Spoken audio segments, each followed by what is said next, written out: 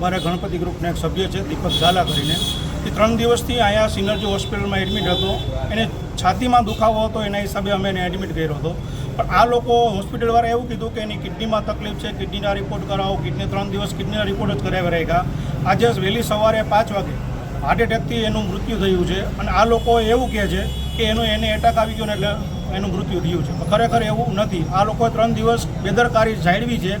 બેદરકારીમાં મોટો હાથ ડૉક્ટર કલ્પેશનો છે.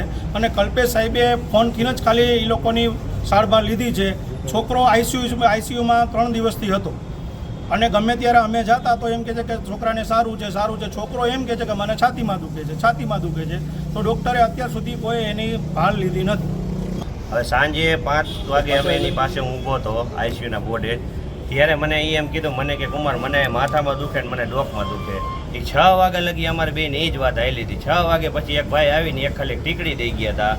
તે પછી એમ કીધું મેં એને કીધું લીંબુ શરબત દઈ જાઓ. પછી લીંબુ શરબત દેવાયા હતા. ત્યારે એ ટીકડી પીધા પછી એ ભાઈને કોઈ જાતનો કાંઈ ફાયદો થયો ન. ત્યારે એમ જ કહેતા હતા.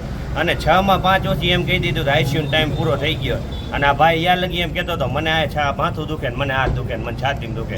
આ જ વસ્તુ એ ભાઈ બોલ્યો ઠેઠ લગીને. સવારે 5 વાગે એમ કીધું એનું હૃદય બંધ થઈ ગયું, એ ડેથ થઈ ગયો. તમારે જે હગાવાલો એને આવીને લઈ જવાયા છે. એટલે આ બેદરકારી એ કલ્પેશ સાહેબની મોટામાં મોટી બેદરકારી છે. એક દીકરો હતો. અમારી માંગ એ જ છે, જો એ મારો સાળો છે અને એક ને એક છે. એની પાછળ કોઈ કમાવાવાળું ભાઈ છે નહીં. એના મમ્મી પપ્પા એ મોટી ઉંમરના. હજી એને મમ્મી પપ્પાને ખબર પડશે ને તો એને શું થાય એ હજી કોઈ નક્કી નથી. બરાબર, અમારી માંગ એક જ છે કે તમે આટલા પૈસા ભરતા આ ટ્રીટમેન્ટ આ થઈ નથી. અમને ન્યાય મળવો જોઈએ. ત્યાં લગી આયાથી બોડી ઉપર છે નહીં. જ્યાં લગી ન્યાય નહીં મળે ત્યાં લગી